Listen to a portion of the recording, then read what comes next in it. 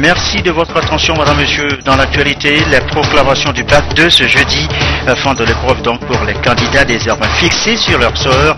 Les admis, fous de joie, les récalés, tristes, ils représentent plus de la moitié, 42,01%, ont seulement pu obtenir leur sésame. L'ambiance de la proclamation des résultats en début de journal tout à l'heure. On s'intéresse aussi ce soir à la coalition nationale pour l'emploi des jeunes. Sa création a été annoncée hier en Conseil des ministres, une plateforme pour fédérer et mutualiser les compétences en faveur de la lutte contre le chômage. Comment va-t-elle fonctionner cette coalition? Les explications dans cette édition. Arnaud Kidio. Enfin, la violence en Centrafrique, elle ne s'arrête pas. Le pays est toujours tiré à hu et à dire entre Séléka et Antibalaka qui semblent jouir d'une certaine liberté dans l'action. Assez censurge Amnesty International qui réclame la fin de l'impunité en Centrafrique. Voilà, madame, monsieur, le sommaire, bienvenue. Voici le journal. Bonsoir à tous, le bac 2, pour commencer donc, le bac 2 décroché par un peu plus de 42% des candidats, et c'est le délire cet après-midi à la proclamation des résultats, cette joie qui fait perdre un peu la tête des perruques, vous allez le voir, à l'opposé les récalés, tristes d'avoir perdu l'année, ils sont plus nombreux à attendre pour connaître le verdict malheureusement. Charlotte Moussi. L'attente a été longue cet après-midi du 10 juillet au lycée technique d'Adido Gagné, avant la proclamation des résultats du bac 2 session de juin 2014. Quelques minutes de stress encore et les résultats sont proclamés.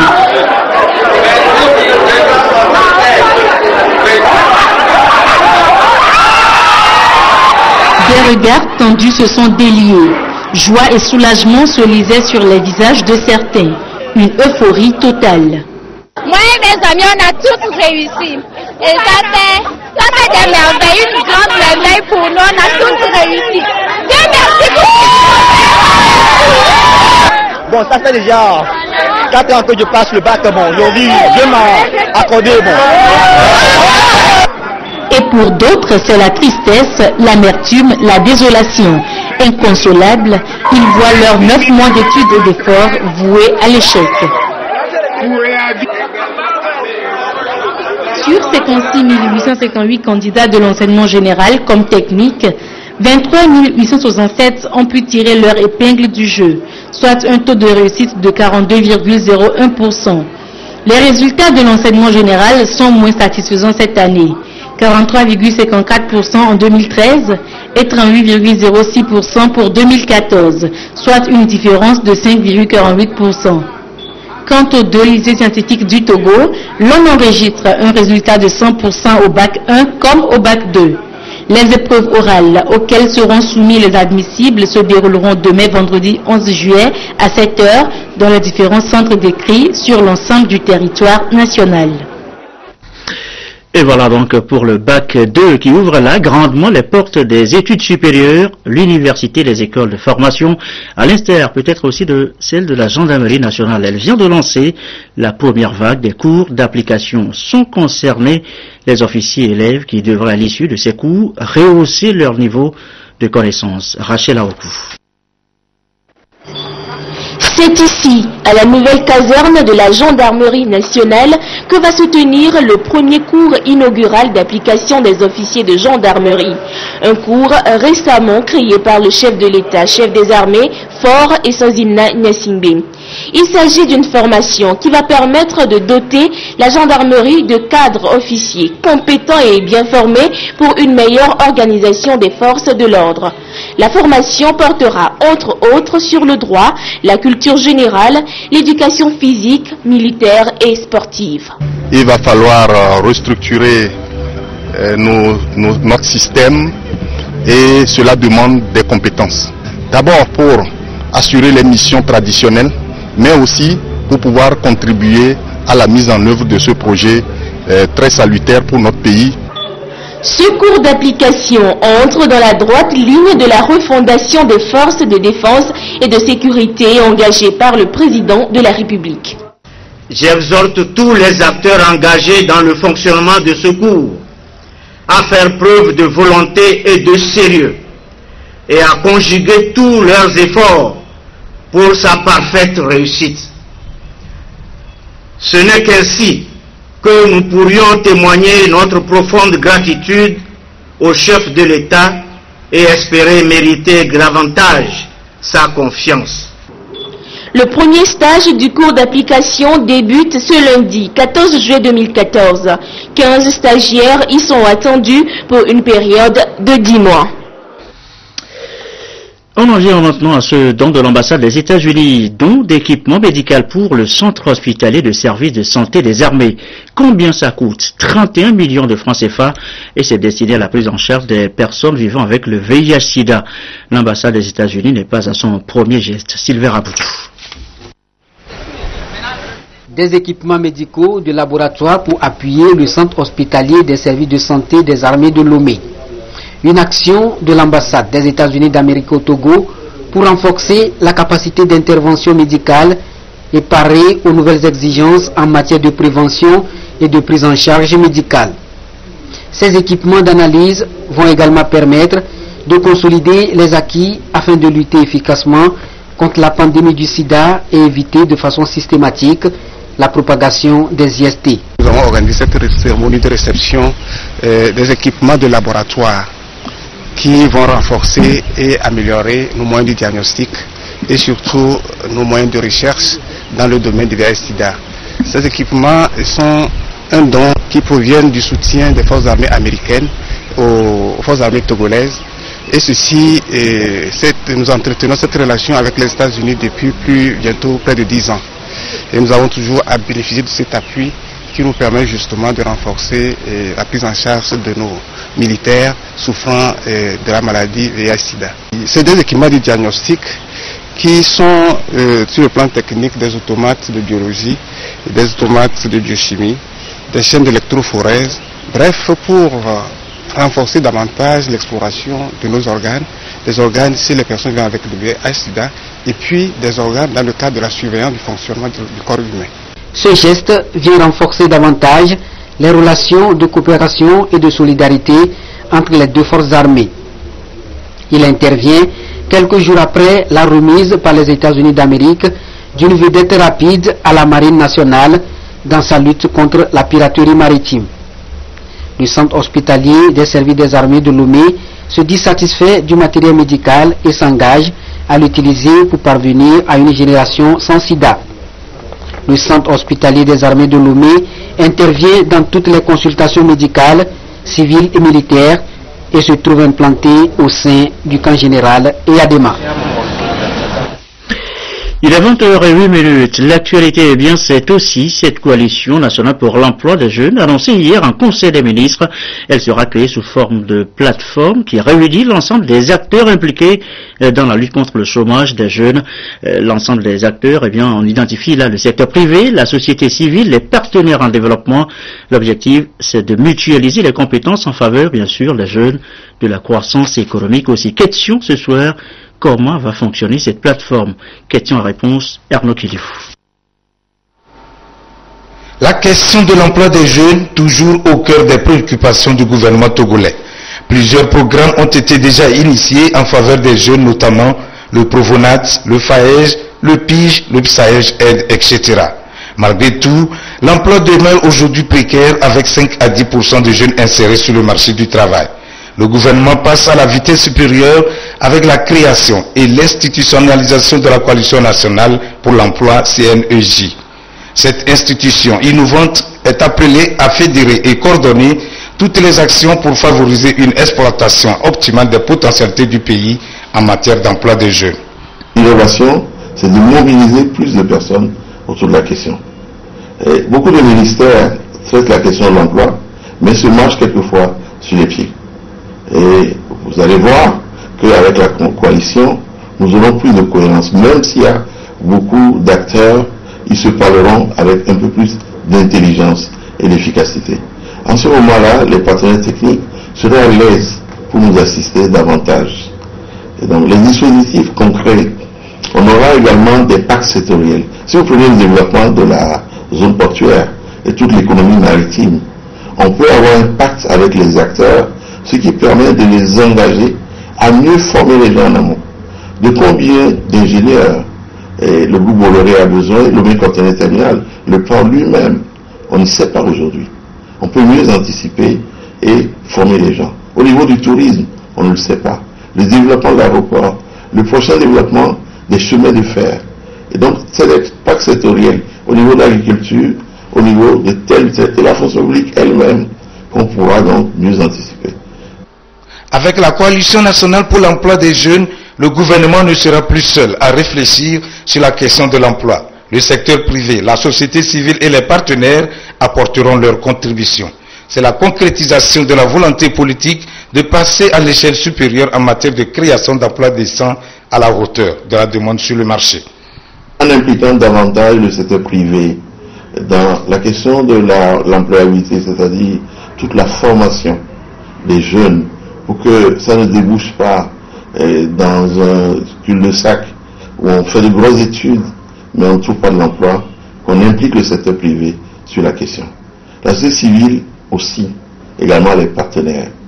L'autre élément, c'est que même pour la mobilisation des ressources, nous allons utiliser les ressources internes, qui sont des compétences, mais aussi des ressources du budget de l'État, et ce que les partenaires nous donneraient.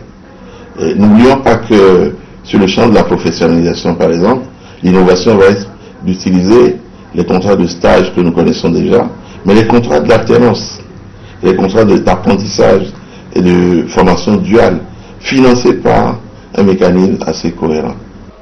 La coalition fonctionnera principalement autour de son conseil présidentiel. Ce conseil sera appuyé par un organe technique soutenu par un secrétariat permanent. La coalition rendra nécessaire la mise en place d'un mécanisme de corresponsabilité de pilotage des organes en vue d'optimiser les résultats de cette institution. La RNPE y est provenante sans suite une coalition nationale pour l'emploi des jeunes. Aujourd'hui, le moins qu'on puisse dire, c'est que la lutte contre le chômage pour l'emploi des jeunes est résolument engagée. On fait encore le point ce soir. C'est avec Joseph Amégan. La promotion de l'emploi des jeunes au Togo est au cœur de l'action gouvernementale. Des initiatives sont prises, des programmes sont élaborés et mis en place pour l'employabilité des jeunes primo-demandeurs d'emploi afin de leur permettre d'avoir des connaissances en entrepreneuriat et favoriser ainsi leur insertion professionnelle. Le programme de volontariat national au Togo est l'une de ces initiatives. C'est un dispositif de culture d'engagement civique, de valorisation sociale des ressources humaines disponibles dans le pays. Le Fonds d'appui aux initiatives économiques des jeunes est une structure innovante du gouvernement togolais appelée à améliorer l'accès au financement des jeunes porteurs de micro-projets d'entreprise. Son objectif est de faciliter l'insertion socio-professionnelle des jeunes par la création des opportunités d'emploi. Les autorités togolaises ne se sont pas arrêtées là. Elles ont lancé officiellement le 12 avril 2013 le PRADEB, Programme d'appui au développement à la base. Ici également, l'emploi des jeunes reste la priorité. Ce programme vise à contribuer à la réduction de la pauvreté à travers l'appui au développement à la base et la promotion de l'emploi des jeunes. Le projet d'appui à l'insertion professionnelle des jeunes artisans est venu renforcer la volonté et l'engagement des autorités togolaises à relever le défi de l'emploi des jeunes au Togo. Ce projet est destiné à former les jeunes artisans du Togo en gestion de la micro-entreprise, puis à les outiller en équipement nécessaire pour l'ouverture de leur propre atelier. Et depuis le démarrage de ce projet, plus de 2000 artisans ont déjà reçu des kits d'outillage au cours des cérémonies présidées personnellement par le chef de l'État Faure Gnassingbé. Loin de s'arrêter, le gouvernement vient de créer la Coalition nationale pour l'emploi des jeunes, une initiative qui vient répondre à la question du chômage et du sous-emploi des jeunes à travers la promotion de l'emploi qui est un facteur essentiel de la stratégie nationale de lutte contre la pauvreté au Togo.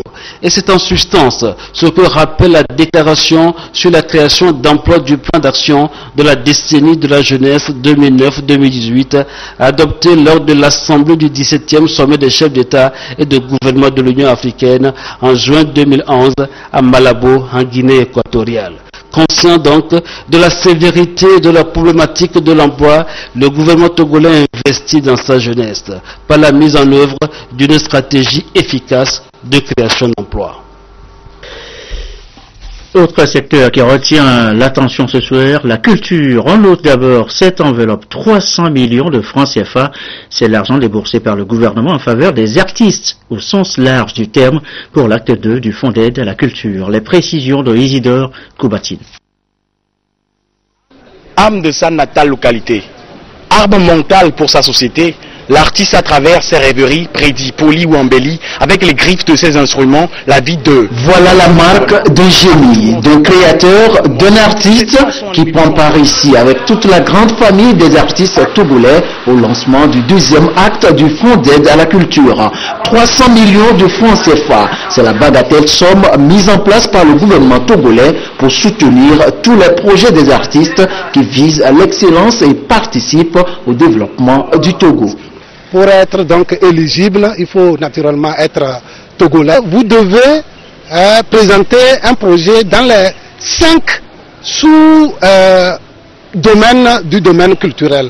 Je veux dire les arts de la scène. Votre projet devra être inscrit dans l'un ou l'autre des 5 domaines.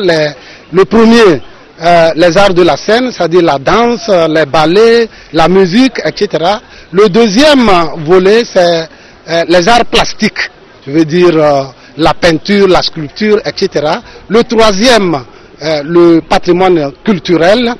Le quatrième, le cinéma. Et puis le cinquième, la littérature. Voilà les domaines dans lesquels les projets devront être logés pour être financés par le Fonds d'aide à la culture. Le Togo regorge d'artistes de talent qui ont souvent du mal à s'exprimer faute de moyens. Mais aujourd'hui, avec ce fonds, 103 projets artistiques ont été financés l'année dernière et qui ont permis aux œuvres togolaises de ne plus être des feux de paille qui brûlent et s'éteignent. Nous avons bénéficié de ce fonds l'année passée et j'espère que d'une manière ou d'une autre, ça va créer encore d'autres émulations. Si l'industrie culturelle togolaise est en train d'écrire une nouvelle page de son histoire, conscients sont les promoteurs qui se réclament une rigueur dans la profession. Le fonds doit être très sélectif. Moi je dis voilà, au lieu de financer 100, 200, 300 projets où l'effet ne sera pas visible, il faut sélectionner les projets par leur crédibilité, par leur pertinence et financer bien ceux qu'on a sélectionnés pour que l'impact puisse être observé. D'une enveloppe de 262 millions de francs CFA en 2013, le Fonds d'aide à la culture est passé à 300 millions cette année. Une augmentation pour faire de la chose culturelle un facteur de développement. Et direction maintenant l'INFA de Tové. Ce qui nous intéresse là précisément, eh bien, c'est l'audit. Mieux les résultats de l'audit sur cet institut national de formation agricole. Le constat est sans équivoque, il faut moderniser, refonder l'INFA de Tové pour mieux répondre aux défis de l'agriculture aujourd'hui, demain et peut-être pour toujours. Les explications de Antoinette Romaovavor. Et augmenter la production agricole, les autorités togolaises ont entrepris des réformes dans le secteur agricole. Et pour que ce secteur réponde aux exigences en termes de compétences et de qualité, il est urgent de mettre en place un dispositif de formation qui réponde à l'adéquation emploi-formation.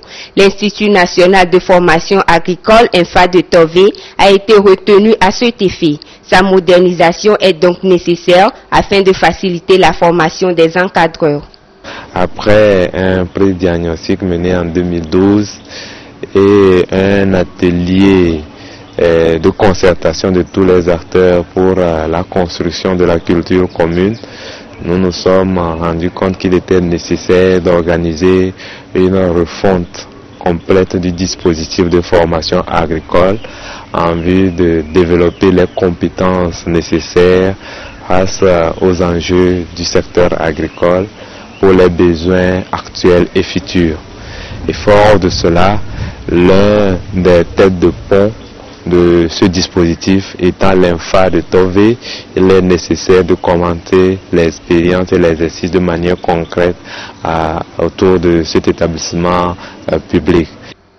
Après une étude menée par des experts, un document a été élaboré pour une bonne réorganisation de l'INFA de Tové. Ce document sur l'audit organisationnel de l'INFA de Tové sera examiné au cours de cette rencontre organisée par le ministère de l'Agriculture, de l'Élevage et de la Pêche. Le document que nous allons valider aujourd'hui a fait donc le diagnostic de l'Institut et a porté donc des réserves en ce qui concerne l'organigramme qu'il faut revoir pour l'adapter aux nouvelles donnes de dispositifs de formation agricole et rurale. Les résultats de ce travail-là permettront à l'Institut de se mettre à niveau, de se renforcer pour répondre à sa mission et donc servir au développement du secteur. L'INFA de Tové a deux missions essentielles, la formation diplomate et le renforcement des capacités des différents acteurs du monde agricole. Cet institut servira désormais de cadre adéquat aux formations agricoles qui pourront générer des emplois et ainsi booster l'économie nationale. À suivre maintenant l'actualité sur le reste du continent. Un tour d'horizon en compagnie de Valérie Hurtel. Première destination, Accra, capitale de la CEDEAO pour 48 heures. Autre destination ce soir, le Soudan du Sud et ses 3 ans d'indépendance. Quel bilan? On parle aussi de la fièvre Ebola avec l'OMS, la lutte contre la dangereuse maladie continue. Et puis en Côte d'Ivoire, Michel Gbagbo, une nouvelle fois empêché de quitter le pays. L'Afrique en bref et en images à suivre maintenant. Accra, capitale de l'Afrique de l'Ouest pour 48 heures. Le 45e sommet de la CEDEAO s'est ouvert aujourd'hui dans la capitale ghanéenne, en présence de nombreux chefs d'État et de gouvernement. Au menu, l'épidémie d'Ebola, les crises qui menacent la sécurité au Mali et au Nigeria, mais aussi la monnaie unique. Des célébrations au goût amer au Soudan du Sud. Le pays a fêté les 3 ans de son indépendance, mais derrière la fête se cache un triste bilan. 7 mois de guerre civile, 3 cessez-le-feu restés lettres mortes et des discours qui sonnent comme des vœux pieux. Unis, nous sommes forts, mais divisés, nous allons à l'échec. Faisons en sorte de mettre fin à la guerre avant que la guerre nous pousse à notre fin. La guerre et ses conséquences dramatiques. Les ONG tirent la sonnette d'alarme. Dans ce pays, 50 000 enfants pourraient mourir d'ici la fin de l'année, victimes de malnutrition. Une nouvelle flambée d'Ebola a fait 25 morts en 3 jours début juillet en Sierra Leone, au Libéria et en Guinée. Une recrudescence provoquée par une baisse de la vigilance. Pour l'Organisation mondiale de la santé, l'épidémie d'Ebola peut être stoppée. Nous pouvons contrôler cette épidémie si nous renforçons la surveillance et si nous travaillons mieux avec les populations locales pour expliquer ce qu'est Ebola. Le manque de communication et les croyances traditionnelles sont les principaux obstacles à la lutte contre Ebola. En 6 mois, cette fièvre hémorragique très contagieuse a tué plus de 500 personnes en Afrique de l'Ouest. Il est accusé d'atteinte à la défense nationale et de complot contre l'autorité de l'État en Côte d'Ivoire. Pour la 3e fois, Michel Gbagbo, le fils de l'ex-président, aurait été empêché de se rendre à une convocation de la justice française à Paris. Son avocat accuse le pouvoir ivoirien d'avoir confisqué son passeport pour l'empêcher de quitter le territoire. De nationalité franco-ivoirienne, Michel Gbagbo demande l'aide de François Hollande. L'Afrique, c'est aussi, et malheureusement, ces violences en Afrique, en Centrafrique, qui continuent, nous l'annoncions en titre. Certains semblent se complaire dans cette situation de violence. Amnesty International crie assez et demande la fin de l'impunité sur place. Un adolescent qui crie sa haine dans les rues de Bangui après l'attaque d'un quartier musulman. Ces scènes de folie meurtrière se sont répétées depuis décembre 2013 en Centrafrique. Amnesty International a enquêté sur le terrain et recueilli des centaines de témoignages. Dans un rapport rendu public aujourd'hui à Dakar, l'organisation dénonce les crimes et réclame justice. Ce qu'on demande, c'est que les autorités centrafricaines travaillent avec la communauté internationale pour créer un tribunal hybride avec les juges nationaux et entre nationaux pour ouvrir les enquêtes sur les individus et s'il y a assez d'évidence pour les poursuivre en justice. Amnesty pointe du doigt la responsabilité des anciens présidents Bozizé et Djotodia dans ces violences qui ont fait des milliers de morts et contraint près d'1 million de personnes à fuir leur maison. L'organisation met en évidence aussi le rôle des forces tchadiennes dans les exactions. Nous avons des informations sur l'implication des membres de l'armée tchadienne dans un incident, le tout dernier qui était au mois de mars de cette année, dans un marché à Bangui, où ils auraient tiré sur des civils et il y aurait eu au moins une centaine de personnes blessées et plusieurs personnes tuées.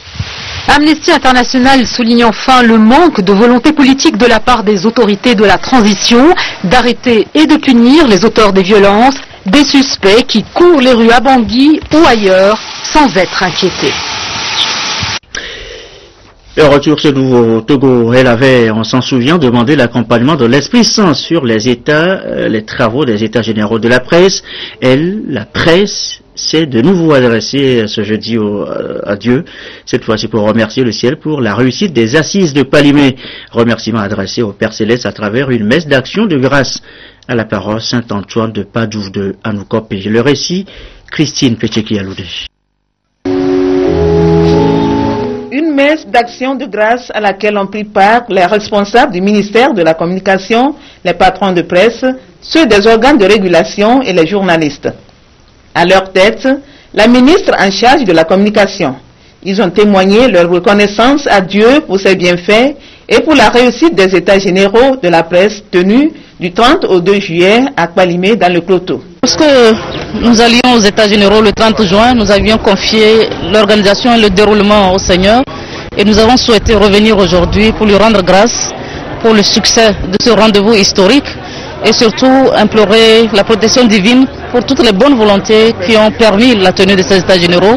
Nous avons prié pour le chef de l'État, pour les partenaires en développement, le chef du gouvernement, les journalistes notamment, etc. Et surtout, nous avons aussi imploré son esprit de sagesse pour la suite. Le ministère de la Communication à travers les États généraux de la presse ne vise que le progrès de la presse togolaise sur le plan organisationnel, professionnel et social. Selon le frère Florentin, officiant du jour, nous pouvons bâtir un Togo plus prospère si chacun dans son secteur joue réellement sa partition. Il a prié aussi bien pour la suite du processus de modernisation de la presse que pour la paix dans la cité. Nous avons prié pour que ces recommandations-là puissent être mises en pratique.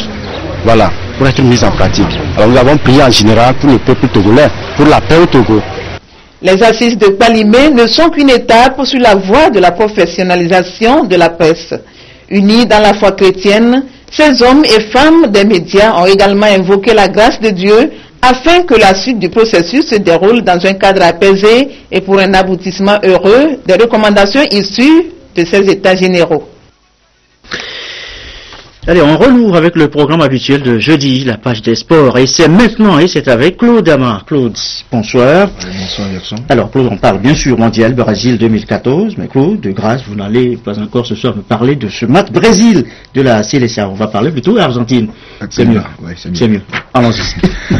Après donc une finale véritablement cadenassée et privée de buts à la fin des 90 minutes réglementaires et des prolongations, Messi et Robben se sont expliqués à l'épreuve fatidique des tirs au but. Et c'est l'Argentine de Messi qui s'est imposée par 4 tirs contre 2 pour la Hollande. Belle au Maracana, comme en 1986 et 90, l'Argentine et l'Allemagne s'affronteront en finale de la Coupe du Monde. L'ennemi juré du Brésil a mis fin au rêve des Pays-Bas et d'Arjen Robben au bout d'une séance de tirs au but. La première période est fermée par les Oranges et le rythme imposé par l'Albiceleste de Lionel Messi, 0-0 à la mi-temps. Après la pause, la configuration ne change pas jusqu'à la 91e minute, mais Javier Mascherano empêche Arjen Robben de frapper au but. Geste défensif magnifique, prolongation. Servi par Messi, Palacio obtient la meilleure occasion des 30 minutes supplémentaires. La séance de tir au but décide donc du futur finaliste. Pas de Krul pour remplacer Silesen côté néerlandais, mais la star de cette fin de match s'appelle Sergio Romero. Un premier arrêt face à Vlar, le second sur le tir de Schneider. Maxi Rodriguez envoie ensuite l'Argentine à Rio. Elle y disputera sa 5e finale mondiale et son capitaine Messi pourrait enfin soulever son Graal, le 3e de l'Albiceleste. Et bien sûr, Claude, à Buenos Aires, la capitale argentine, la joie était totale et les Argentins l'ont bien vécu. La dernière finale de l'Argentine remonte en 1990 où elle a été battue justement par l'Allemagne 1-0. À l'annonce de la qualification de l'Albiceleste, ils étaient des milliers de supporters à prendre d'assaut la capitale Buenos Aires pour célébrer l'événement. Il n'était pas à Sao Paulo, mais dans les rues de Buenos Aires, les supporters argentins ont fêté comme il se doit la qualification de l'Albiceleste pour la finale de la Coupe du Monde. Le tout sur les terres de leur plus grand rival, le Brésil, l'occasion pour certains supporters argentins de chambrer leur meilleur ennemi. Argentine, je te porte ici dans mon cœur et je t'emmène partout avec moi. On va être champion du monde et on va le dédier à tout le Brésil.